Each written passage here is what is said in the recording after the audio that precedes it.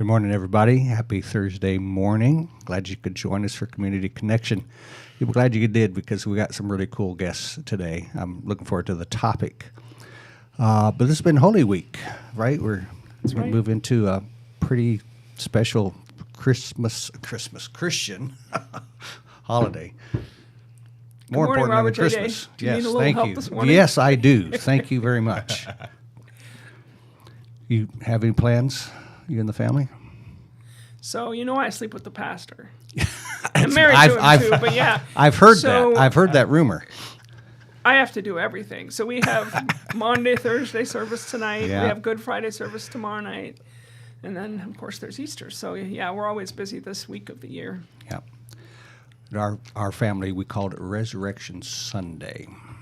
We were very conservative about that. We didn't do the Easter thing. No bunny, no No eggs, bunny, no no candy, eggs. no candy. No, nothing. Wow, your poor children. Yes, they remind us of how poor they were not getting those holidays. So anyway, You're off topic, way off topic. we are way off topic. So why don't you get us back on topic and introduce us to our guests? So this morning we have two guests with us. The first is James Hobson, who's the pastor at Hill City, a church that meets at Parkview, right? That's correct. And Yep. apparently Ty went to breakfast with him and got drugged along and didn't even know he was going to be here. That's So we're correct, happy too. to have Ty here. Yes. We've already been told he doesn't know anything, so Yeah. we're going to try not to ask him any big questions. Ouch, ouch. But we're He just excited to wanted some have you guys coffee, here. Poor guy. So, Wonderful. so we want to talk a little bit about you and your why, and Yes. So start out just telling us a little bit of your story. Yeah, thank you for having me. Honored to be here and find out what all that happens here is like amazing. I'm from Lynchburg, a native, grew up here. My family goes back, several generations right here or the Central Virginia region. On my mom's side, like here, further south towards Danville area, and then on my dad's side, here or towards the Bedford area, back to like slavery. Like we've been here. Like my mom and dad went to Dunbar High School and were around at the turn of integration and were forced to, like when my dad was coming, he was like, man, Dunbar High School is all black high school. And they were like, no, you can't go. Oh. It's illegal now for us to be, segregated. So we're going to integrate schools. So he was the first generation of my family going to E.C. Glass High School. And that's how long we've kind of been here. The other side of the coin is, with Liberty being the world's largest Christian university here, you'll see or interact with a lot of Christian people, and they come from like all over. Well, how'd you wind up in Lynchburg? Well, kind of Liberty's a connection.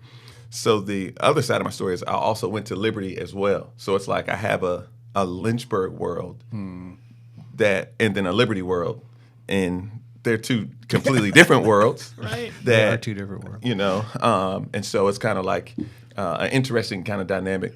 And part of, I guess, my complete story is after getting married, we have 3 children, my wife and I. We just felt the need to see a gospel presence in the heart of the city continually, like that churches continue to need to be planted. And where we're at on Memorial Avenue in Wadsworth is we just want to continue to have a gospel outpost in the heart of the city. And that's kind of, our story, our heart. Okay. And a little farther on that, what about your story makes you care about families in your community? Yeah, What so... have you seen or how does that all play out? Yeah. I mean, that's a great question. I think for me personally, so my mom, growing up in a divorce home, I've always had like a mom's house, dad's house kind of mentality, but my mom always actually did foster care and that led to adoption. Yeah. And she always did teens. And I think when I was younger, I really didn't understand her why. It would just always be probably like every year and a half. She'd be like, hey, you're gonna meet your new sister today. And I'm just like, okay. And I wasn't ever mad. It just became the culture. It was just like, all right. And so the last time it happened for me when I was still living at home was my senior year of high school. I remember I'm leaving like summer workouts for basketball. And I'm walking out of the gym. My mom's walking in the gym. Hey, I got a new brother for you, right? And and I'm all right, cool. We're gonna do this. And now, mind you, I'm still not knowing other than obviously they need help, and she's not gonna say that in front of me. Like this kid, lost both of his parents to drug addiction, been in the foster care system. He's a teen. He's 18. She's not gonna say that. She's just gonna say, "This is your new brother. Treat him like a brother." It's beautiful, though. And right. right? You know, and at a certain point, I came to realize, if my mom brings them, I'm responsible for them as if they were blood. So I can't leave school and leave so and so at school. I can't, you know, and so after then realizing, you know, at the time, I feel like when our church launched, it was like a 25% poverty rate here in Lynchburg, and just, you know, how many kids are on free and reduced lunch, and then like COVID happens, and so kids who are getting a free lunch, a free meal, Monday through Friday, at least a breakfast and a lunch, you just, you know, it just begins to add up. I think we all should have a heart towards those who are in poverty, but it's added on when we say now people who are 18 and under who it's nothing they can do about it. You know, I think what kind of breaks our heart is just wanting to see families stay together, want to see families restored, and in our case, we came in when there was no other way to help, but the desired way would be that this child, whoever they are, would be able to still be with mom and dad if mom and dad had what they needed. Right. You know. So Ty, I won't let you talk, even though you weren't planning on it. Okay. So tell us what about your story? Tell a little bit of your story and how it ties into why you care about your community and families. Yeah. So it's kind of crazy just hearing Pastor James' story. So I'm actually from Brooklyn, New York. I was born and raised in New York in the Big Apple. Yeah. And on to what Pastor James was saying, Liberty is kind of the connection. And I came to Liberty, and it's a whole story behind that, whole testimony behind that. But I kind of came to Liberty just desiring a new path and a new passion for people and for God. And me coming to Liberty was for people. Like, I wanted to be around people who were like-minded like myself. And being that Liberty is the largest Christian university in the entire world, it's like, what better place to come to be around like-minded people than to Liberty? So that's kind of my my why. So my why is people. Yeah. Great, thanks. You mentioned this idea of caring about kids, Right. and them staying in their families. So to remind the audience and you guys what Vision 30 is. So Vision 30 is by 2030. We want to see every child in our region either safe in their own family, or if they're with another family, that family is supported by a local faith community. Yes. And so before we started, we asked you what Vision 30 was. I think you did a good job of kind of getting the essence of how we're going to do that. So if you could just repeat what you told me earlier when I gave you your quiz, that would be good. No, I think that's great. I think when I think about Vision 30, this collective effort, like, so this idea of like, it can't be one church, one organization, one nonprofit, but if we were to collectively pool our resources together at the aim of saying, how do we make sure we see kids safely in families, right? That's the win by 2030. Right. Yeah. And the key of that is that everybody's working on the same thing, but doing it differently and doing it from a different perspective. Yeah, I mean, I think what's so beautiful about that is like not trying to, like, people are strong naturally at certain things, so do that. You're the food guy, please do the food. Right. But if you're not the speaking guy, please do not get on the microphone. Right. If if you're not the but everybody does have their role that they play, and having them play to their strengths. So tell me a little bit about Hill City. Tell us kind of how that was birthed and what you hope to see happen and what you're telling your people they should be doing in the community and all that stuff. Yeah, y'all kind of caught me at a bad time. This is, if you ask me, at a different time, you might get a different answer. But what's welling up in me like today, hearing what you guys have going on, it's like it's an interesting dynamic at Hill City because there is years, probably 1 through 4 Hill City, and then years 4 through 7 Hill City. Okay. And so years 4 through 7, you see, we're doing multiple services. We got to have overflow. It's people everywhere. We're doing. It looks like, oh man, you guys are killing it. Oh man, it's like this is 4 through 7 is different than years 1 through 4, and I don't want to get too far ahead, but who Hill City is we. I was working at the university at the time, had a great job, was doing great things, and the 2016 Black Lives Matter thing. Like we think about the 2020 George Floyd, but like long before that, there was a Ferguson and there was a Trayvon Martin 2012. There were these other elements of like racial division within our country, and so us launching Hill City Community Church, the sole reason wasn't to address the racial piece, but it was a major piece to simply say, like, I personally got black friends, I got white friends, I got Hispanic friends. What's the big deal? Like, why don't we see multi-ethnic churches? And so there was a heavy aim to say, like, let's really be a church that really lives this out. And then the second piece was we kind of challenged people who were middle class and above, could live anywhere in Lynchburg. We're saying, hey, I'm going to ask that you live in the 04 zip code. Like, you could live anywhere. And I know I'm kind of getting ahead. That's right. Okay. It's okay. All right. But I'm like, look, you can live anywhere. But for us to truly be a multi-ethnic church, if we are not in a predominantly black neighborhood, we will not get black people to come, especially if they're taking public transit or if they're walking any other thing. If we are in Forest, we will not have a multi-ethnic church, right? That's not a knock on any churches in Forest, but the principle is I'm going to ask people who have the means to relocate to a place where it'd be a lot more difficult for people to leave out of. Because if we're at this intersection, the chances are greater for us to do this. And so we began to occupy 7 total homes of whether they were single people and multiple guys or multiple gals rented a home or families. And we kind of moved in. And I want to go on a record and say too, like, you know, if you hear about evangelism in a classroom, it's like, oh man, you get so pumped up and fired up that you get delusional. Like, I'm going to walk out of here. I'm going to walk down the street. I'm going to go to the corner store and I'm going to say, I want to tell you about Jesus, right? And you think there's going to be a swell of an altar. It's not like that at all. Nope. Yeah. If anything, you get punched in the face. Get out of here. And so, like, there is long, hard work that it takes to just first become a neighbor that's respected, that's known here, and for you to say, everybody's heard about Jesus. They always got an aunt or a grandma or something, but people who are like living their lives amongst neighbors was a heavy piece for us, and it allowed us to have a culture for the first 4 years of we're going to love this community, we're going to be in this community, our kids are going to go to school in this community. If your bike got stolen off of your porch, it's because a bike could get stolen off of my porch in this type of community. So we see 4 through 7 Hill City, and we're like, oh man, y'all are kidding. But it's like there were some grueling years of having to get some street cred, having to be known from our community. And I think years 1 through 4 helped us to get to where we are now.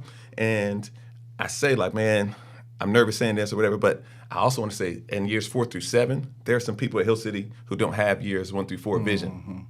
So as we've continued to grow and they didn't get a chance to see the relocation model from inception, they just come and see, oh man, this is church. It's been a lot harder in years 4 through 7 to get 1 through 4 heart in those people. And so it's more like pulling teeth now sometimes in our church for community engagement than it was. Does that make sense? You get what I'm saying? Can I repeat back to you what I think I'm translating what you're saying? So it's not just about growing a church. Right. You're trying to grow a community. Right. Right? Right. And the way I tie it back to your family, right? Your mom was doing community development by just taking care of kids. Correct. Right? Correct. I mean, if you put that title on her, that's what she was doing. And you know the saying, right? It takes a village to raise a family. Correct. Yeah. But what happens when the village is not in good shape? That's right.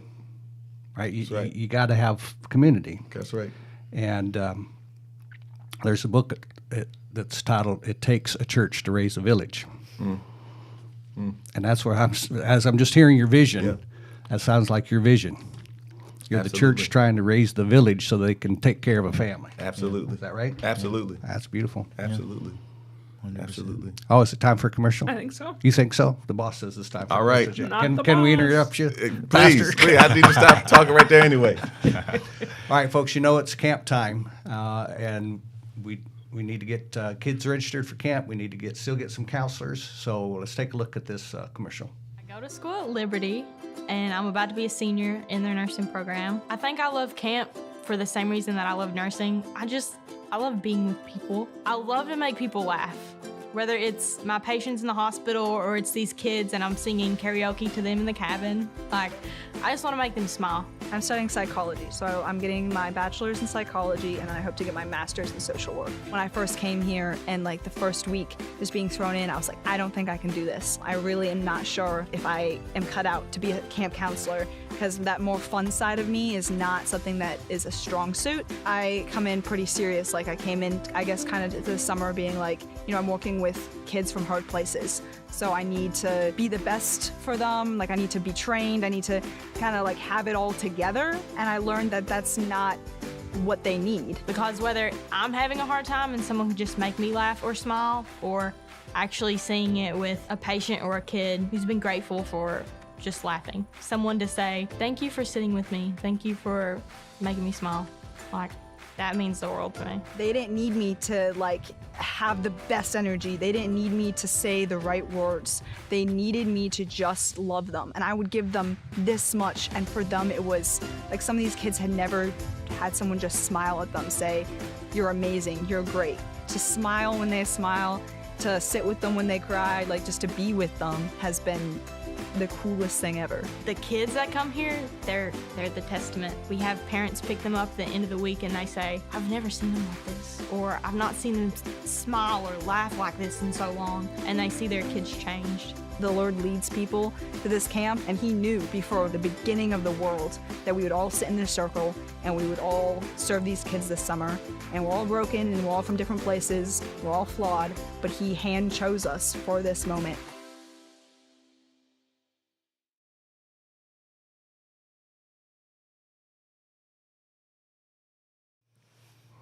Hey, if you're college age, got your summer free, what a cool place, right? Yeah. To go and serve, but also to learn and grow at the same Right. time. Yeah. So, I wish we had like 3 hours, because you and I have had a couple really cool conversations, right? Absolutely. And I encourage just the audience, if you have not had a conversation about race with somebody of a different race than you are,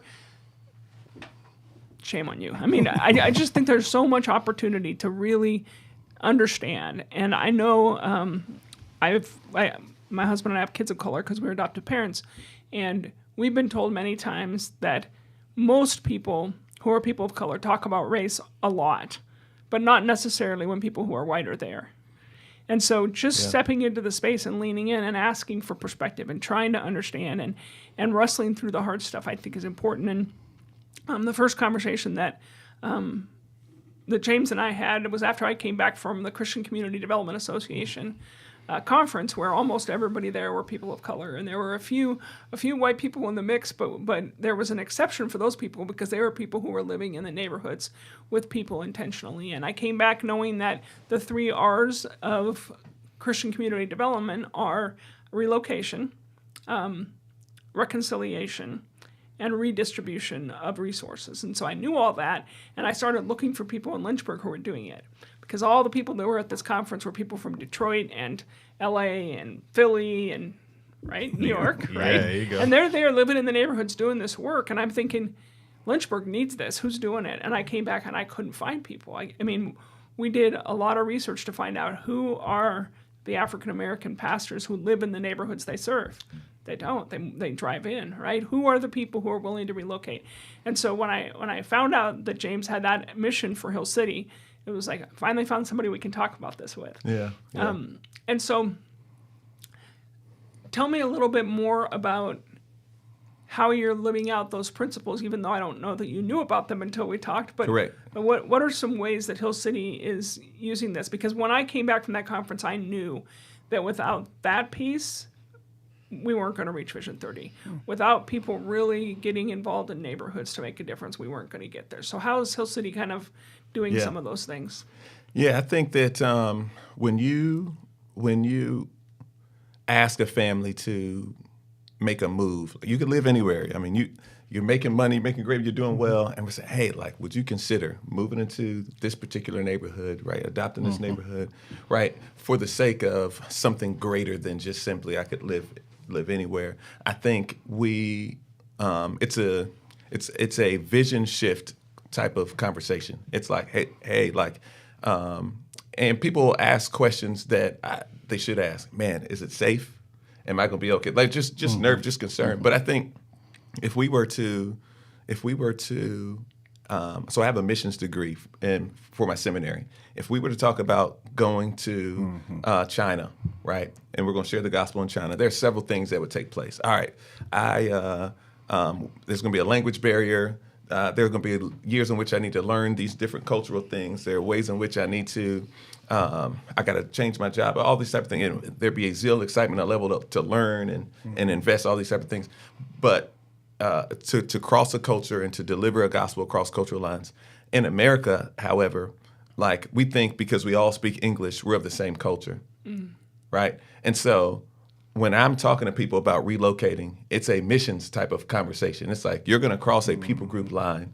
And so I'm going to ask you to learn and unlearn some things as we do this. And so for many multi-ethnic church type of relationships that aren't reconciling, I would bet many of them say, I already got it. I figured it out. I like black people. We're good.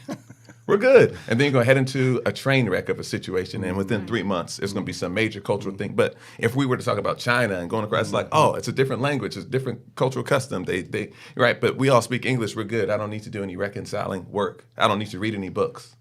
I don't need to go to any conferences. I don't need to listen to any podcasts. I got it.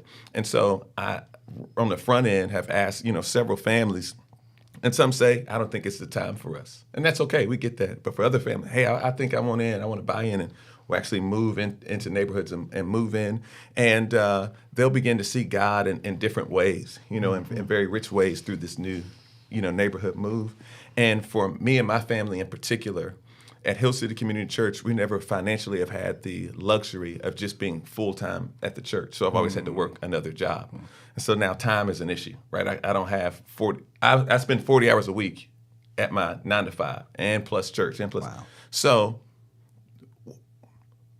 but when you live in the neighborhood and my home is the mission field, I don't have to take another step.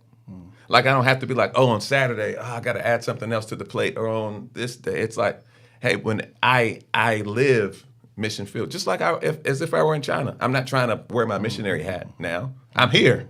This is where I've done it. So I'm in the neighborhood. I do this. And so where I would normally be grilling out and I might invite my neighbor is the mission field. So I'm not having to add another thing to my life to try to be more Christian.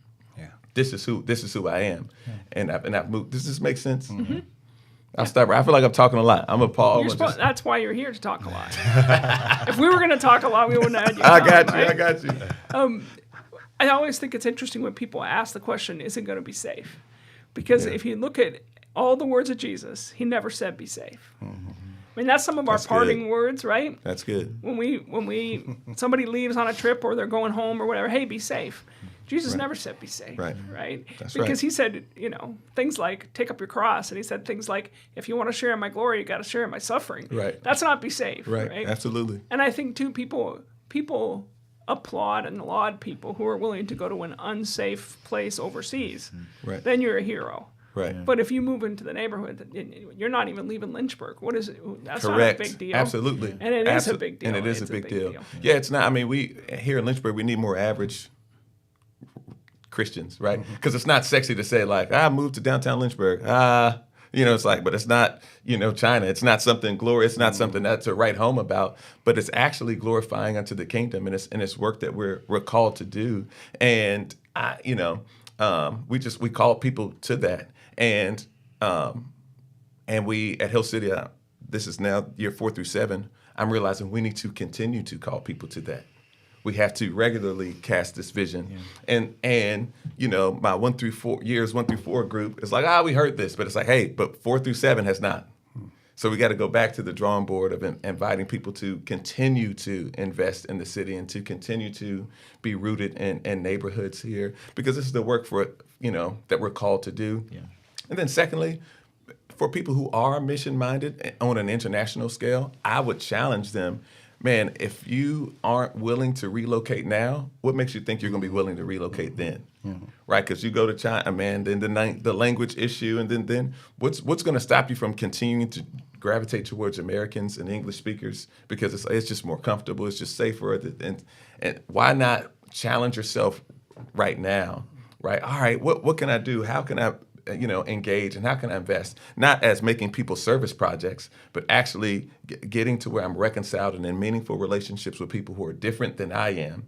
Seeing that how can you transform and mold my life through the life of this other brother or sister who's different than me, so I can grow? Why not experience that now, and not assume, but when I get at that time in my life and in that location, then I'm going to be a reconciler. If you're not a reconciler now, what makes you think you're going to be a reconciler then? Yeah.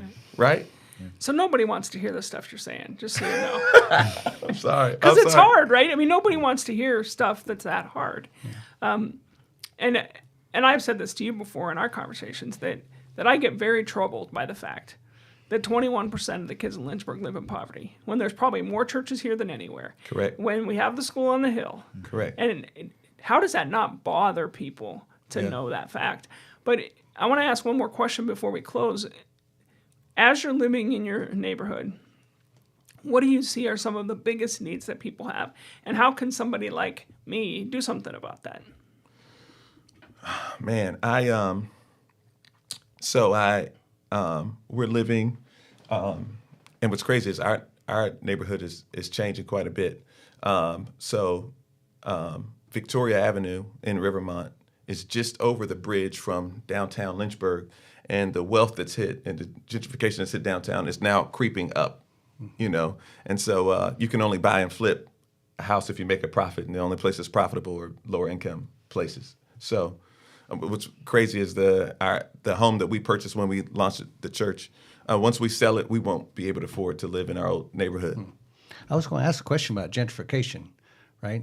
Ty, you from Brooklyn. My daughter lived in Brooklyn for a while, and the big debate was all this gentrification was happening, right? The old neighborhoods were changing because new folks were coming in, and and prices were going up. So how do you keep that from happening, but still accomplish the mission that you're talking about? When I figure that out, I'm going to make millions by writing the book and all that. But I will say this, like an actual thing, and I'm going to go back to your question too, twofold. Like, what can I do? But COVID happens, and the housing price goes through the roof, right? So we got our house, and at the time, 04 was the poorest zip code in Lynchburg. We got it for pennies, and now the several houses that have been bought and flipped are $300,000 and above. Wow. And 1 block away, there's a house going for $500,000. Wow. This is on the stretch of Rivermont that's not the good stretch of Rivermont. It's like the two gas stations. There's Gospel Community Church, the 2 gas stations, and going back down toward. Yeah. It's not the bad. It's $500,000. I'm like, $500,000 here? I don't. The $500,000. And so this is so as homeowners, what I can do is I could sell and I could make some money off of this, or I could continue to provide affordable housing for local residents because I own. And so I think home ownership is a big deal. If I'm the one who owns this home, then I'm the one who can set our rent price. And I can set it in a way in which I can still have all my financial needs covered, but I don't have to charge, $3,000 rent and continue to, fatten my pockets for the sake of, I could lose some on earth because I'm thinking I'm going to have something to gain in heaven. But going back to the point, I'll keep going. Go back to your point about what can we do? We relocated into the Victoria Avenue, and we had a bike get stolen from one of our neighbors.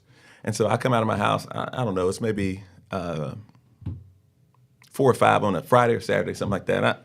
I don't know, I'm just taking out my trash. Oh, have you seen my daughter's bike? Have you seen this or that? And I go, I'm sorry, I haven't. And she goes, oh my gosh, they stole her bike. So I get in I go, I'm gonna help you look. And so I get in my car and I just kind of take a lap around the neighborhood. Am I gonna see a group of kids? Am I gonna see a bike, anything? What color is it?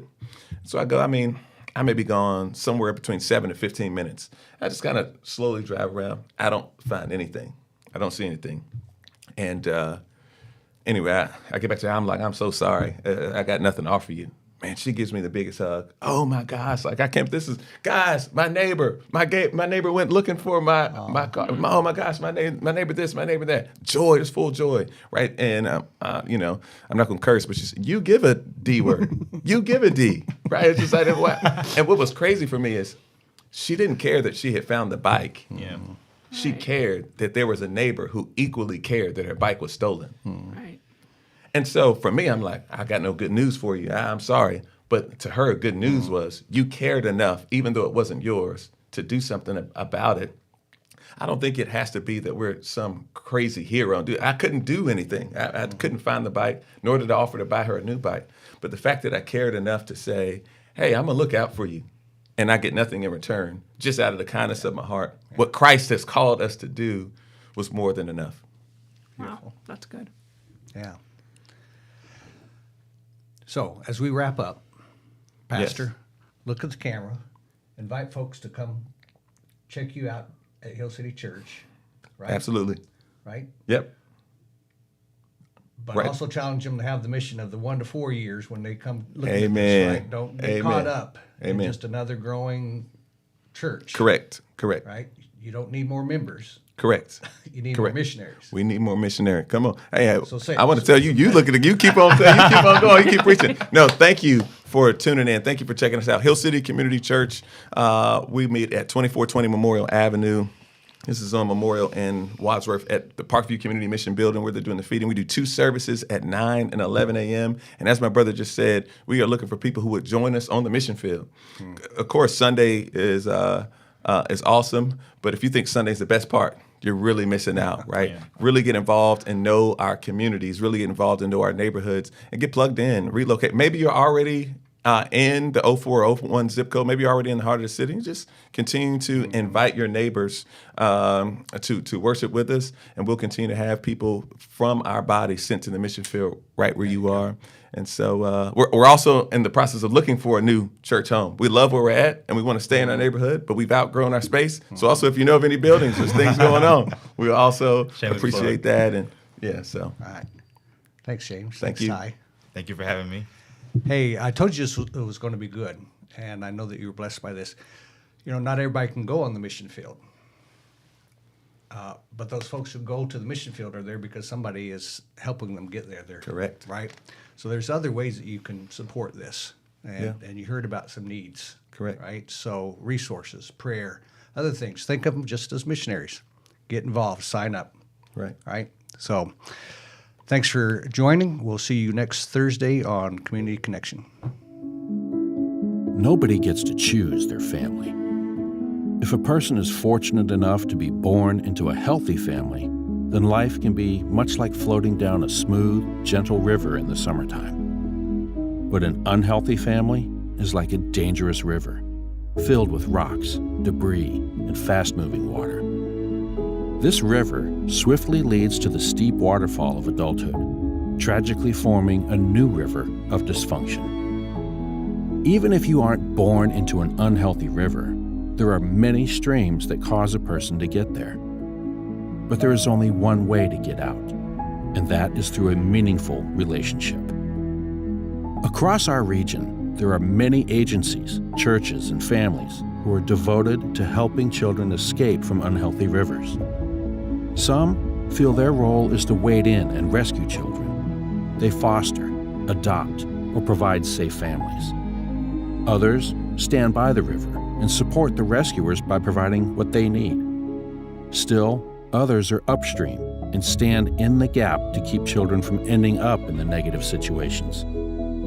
At Patrick Henry Family Services, we see ourselves as having an additional role. We are running up and down the shores of the unhealthy river, screaming, "Can't you see the children in the water? You have to do something." Vision 30 is a 10-year initiative. By 2030, we envision a region where all children are safe in their own family, or with caregivers who are supported by a local faith community. So, where do you stand at the river? Are you upstream, keeping families together and strong by standing in the gap? Are you in the river, directly impacting children? Are you on the shore, providing support for the brave folks who have entered the river? Or are you just passing by without noticing? No matter who you are, come down to the river with us. Let us help you find your place. Not only will lives be changed, but you will never be the same.